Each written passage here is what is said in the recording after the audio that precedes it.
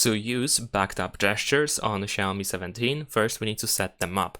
So I'm gonna open settings, over here scroll down and go to additional settings, and then in here we can proceed to gesture shortcuts, where we can find the back tap option. Now over here in back tap we should be able to find double back tap and triple back tap, and by default there is nothing assigned to them, but of course we can tap over here and we can choose one of these available options. So whenever you double tap or triple tap the back of the phone, then the selected action is going to happen.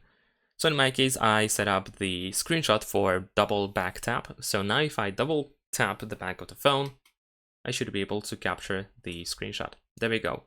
Now usually I tap like over here in this area. This is like the bottom right corner right next to the camera island. And usually if I firmly double tap, then I can capture my screenshot as I select it. So that's pretty much it. Leave a like and subscribe.